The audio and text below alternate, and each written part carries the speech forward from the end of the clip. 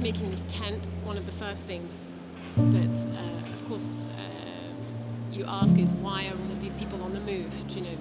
It can't, in each instance, of course, it looks like a war, or it looks like this, or it looks like some other thing, or there's a flood or a drought, and of course, it all, I think it's not more than half, nearly half of refugees currently displaced through climate change. And so somebody leaves because the water's no good at where they live, and then they have to go somewhere else, and they go somewhere else and there's somebody there already, and so the person who's there doesn't want them to be there, and so then they fight, and then they go somewhere else, and then there's a war, and so but the root of a lot of the problems that have led to this tent, not this tent, but the problems evoked on this tent are due to climate change. And Katherine is a phenomenal expert in climate change, and she's been working with the City of New York on creating a contingency plan in case of natural disasters, meaning that people have to move out to New York or change the way they. Well, she's going to talk about that. And so my first question to you, Katherine, is how did you come to this line of work? What did you study at university, and how did you end up in your particular field right now? So I'll go back to even childhood. My mother grew up in Kenya, and in a place where water was very much a resource that wasn't always available, and indeed she was located in the bush in some instances, and therefore water needed to be carried. And what that meant, fast forward to a life in New York City, is occasionally our water bill would be on a Post-it on the mirror, and that made me conscious of a resource. And always, my college roommates used to joke as to whether I actually got clean in my shower because I would take such a brisk shower. There are many reasons for that, but getting to class on time being one of them. But and I bring that up because there'll be a thread in some of my remarks that this is a generational problem, and we do need to put both the peril and the physical connection to the earth in our children's hands as an understanding of things that they can modify or respond to. So I studied biology, I also studied economics, and that led me in a sort of very roundabout way to focusing on the nexus of the cost of insurance, which places a cost of risk of flooding on a city.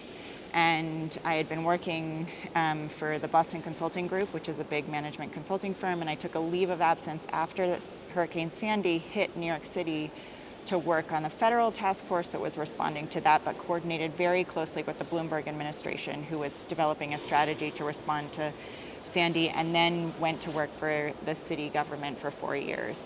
And there we had a very tactical problem that we had to respond to. Thousands and thousands of displaced families whose homes were absolutely devastated, the many aspects of the subway system out of commission, power stations down for a number of days, and how do we both recover, get the wheels on the machinery of city life going while improving all of that infrastructure so that the next time that it will inevitably hit, it's all functioning better. So a little bit of a long story, but I basically, have now become an expert and contributed to the National Climate Assessment in the US, which is basically the equivalent of the IPCC document to the adaptation chapter for the US, which the Trump administration tried to bury, releasing it the day after Thanksgiving, our biggest sort of holiday in the US, but over 300 government and kind of government plus one, whether it's nonprofit or academic people, contributed to that and held meetings. And so you should have confidence there is a deep state that A, believes that this is happening, and C, is responding. Exactly. So like Trump and his thing, it's quite superficial actually. He can't make that much proper change on people who are understanding and trying to make an impact on climate change. Would you say? Is the long term? Proper is such a good English word. I would say I think he can have a devastating impact, actually, and Right. you see that in some of the things that he's thinking about doing vis-a-vis car requirements on exhaust and things like that. And that's both a market competitiveness, but it's also a real dismissal of what science is saying, and where this is a generational challenge, but also an imminent and impactful problem that's begun to cause heat waves in India that are unbelievable, to what we call blue sky flooding in parts of even New York, but particularly in Florida and other places where you have a high tide that's backing up into people's toilets and things. You have to have rhetoric at the very top that reflects that, and he is just dampened down on that conversation in a really unhelpful and unproductive way. And so if people don't help, what is the prognosis for a city like New York City?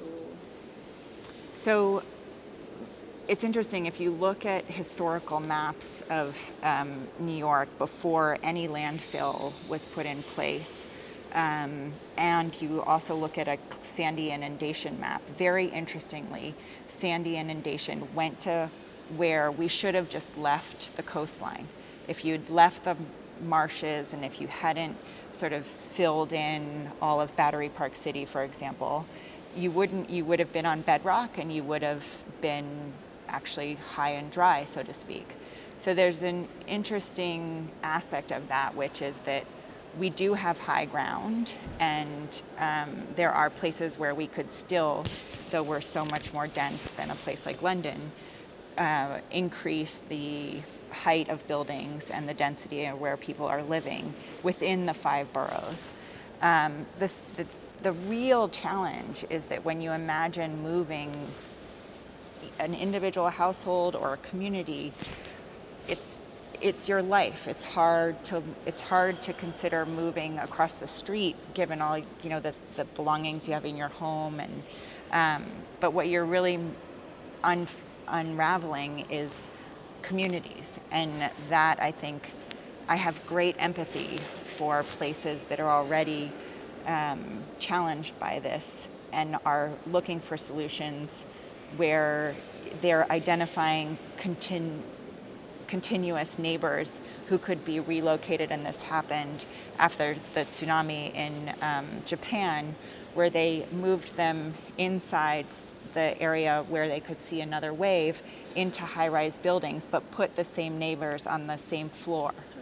So you keep intact some elements of the relationships that are important in your communities. But all this is to say that New York is a very rich city by comparison to Dhaka or other places, and they will, over time, be able to adapt with the same challenges that everyone will have. And there was an emphasis within our planning on how do we hear the voices of people without the means to relocate, or with less flexibility on accessing different types of jobs. And that is a constant, that will always be a challenge, and was also a challenge even within departments. So you have the Department of Housing and the Department of Resiliency, and we have such an affordability crisis happening on individual units even today, people trying to find affordable housing versus something that's resilient in the next 20 years or 50 years. There was a tug as to, well, we have open land, it happens to be at risk. Now, do we build a structure there with the understanding that they're just going to live there for 20 or 30 years to deal with this existing today problem?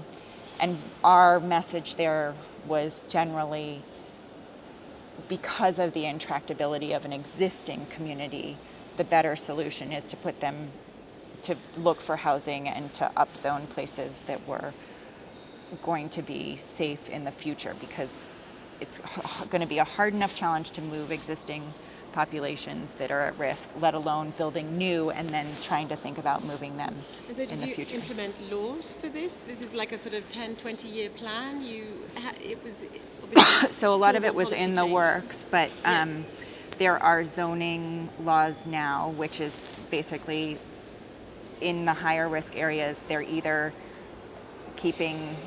there's no growth allowed, or any downscaling.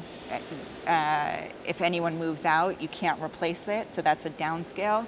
And then there's greater the areas that which are safe are being upzoned.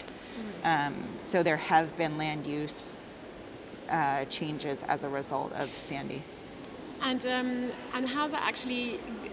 Are people resisting this? Are they saying, well, we just want to live there in the meantime, and who cares about what happens in the future? Is there any resistance to this plan? Who's put aside a budget for this? Is it a city plan? Is it a national? So, by definition, I think anytime government gets involved in anybody's life, there's resistance. Yeah.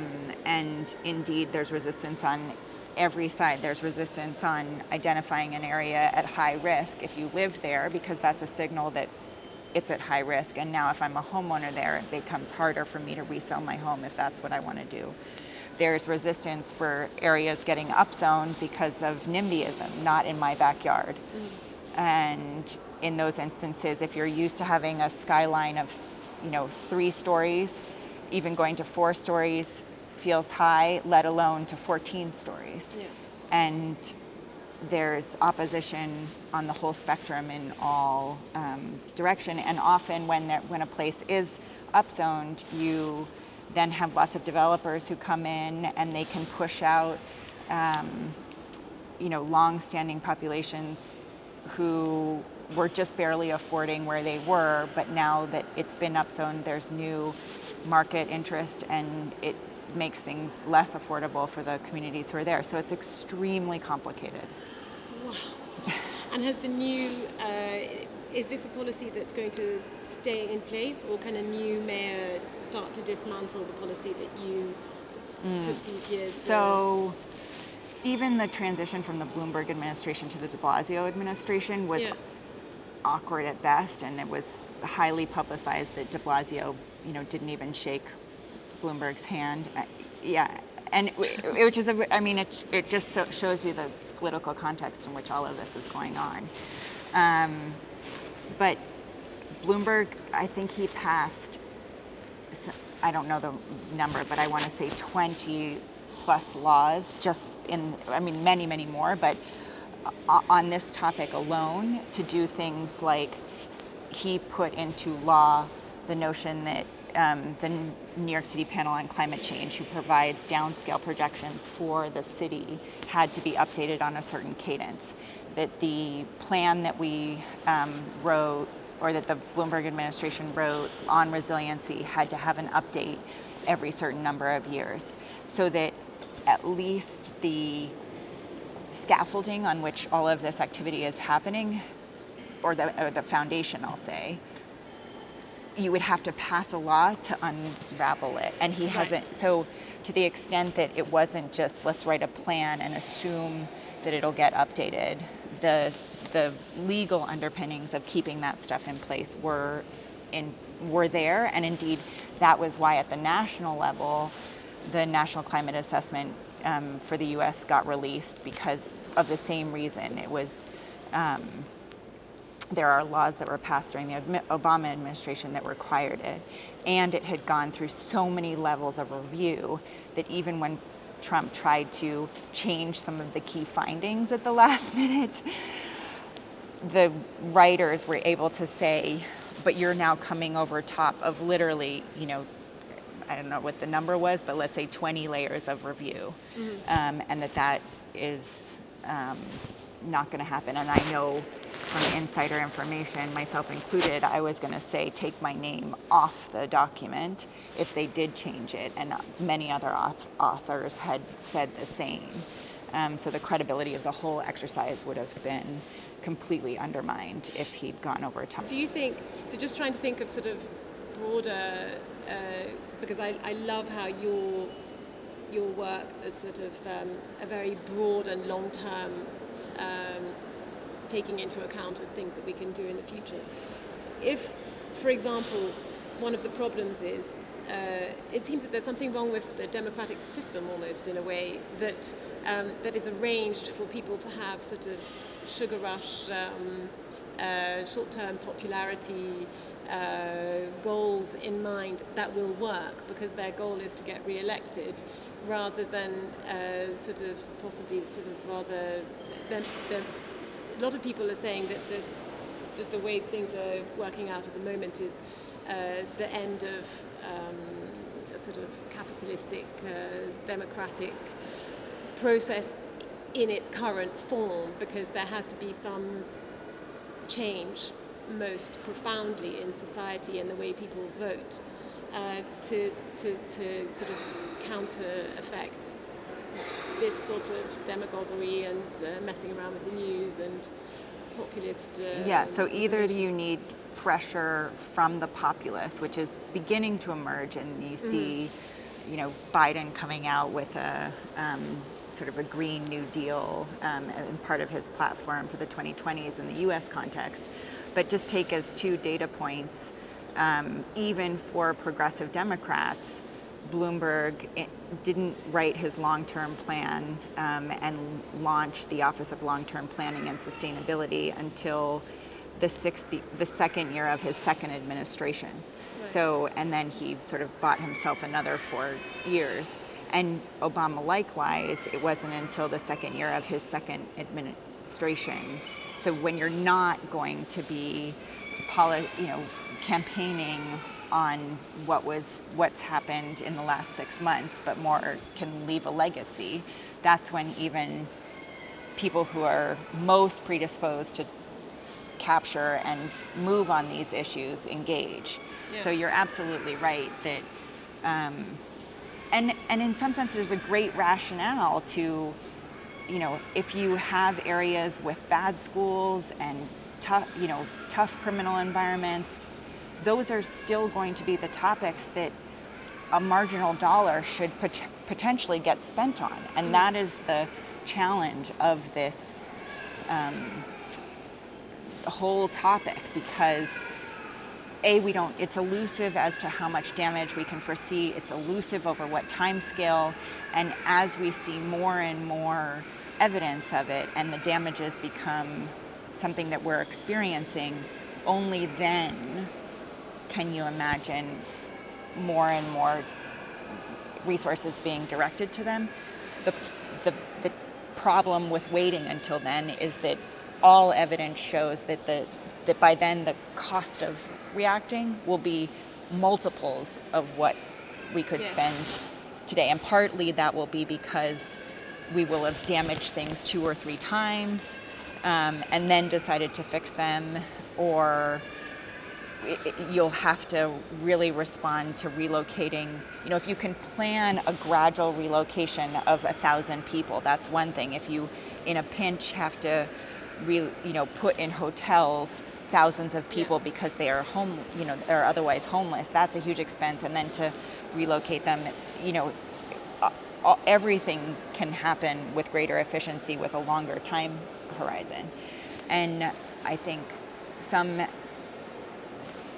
aspects of people like me is to try and draw the urgency to the problem in the here and now and try to kill 2 birds with one stone as much as possible. So some of the most innovative projects are creating amazing water catchment, for example, in what was a dilapidated public school in the outskirts of Chicago, which is now, turned it into this beautiful track where the kids can play and run, and but what it actually is basically they dug a huge hole, and now it's a sink for when there is a big rain event for that whole neighborhood. So it has 2 functions, and it's helped with, addressing obesity, it's helping improve performance in the classroom and all of that. But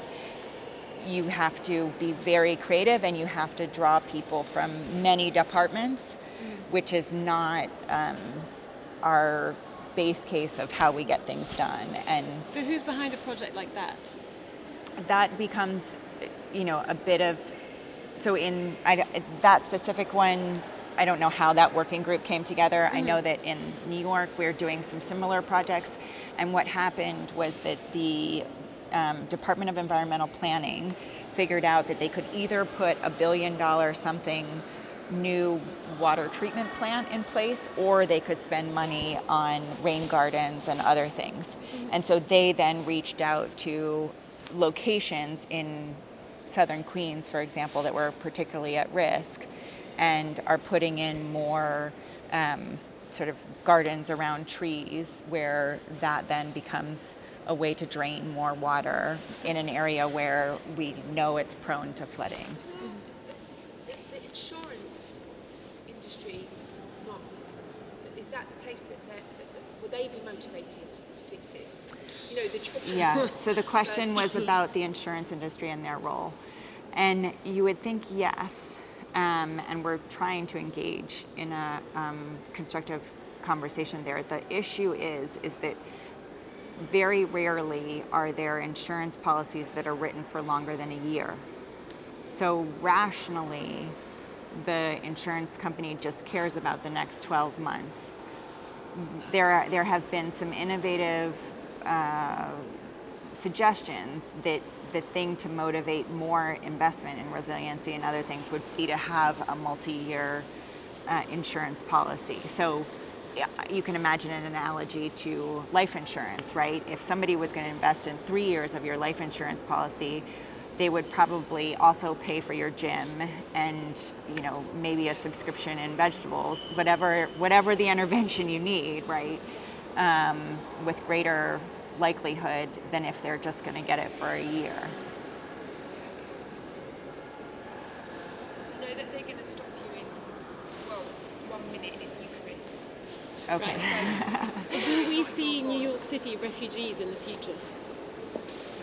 So I think if there is another storm in the same way we had Sandy, you will have temporary refugees, right? You will have people who are displaced for some length of time, just as we did after Sandy. Yeah. There's 520 miles of coastline, so the notion that we're going to build a wall around that length of a distance is not happening. What I hope is that if another storm like Sandy hits, that the length of the displacement won't be as great, that the extent of the damage won't be as great, and that we will have bought out or moved from the very most risky neighborhoods, people who shouldn't be there. How about that?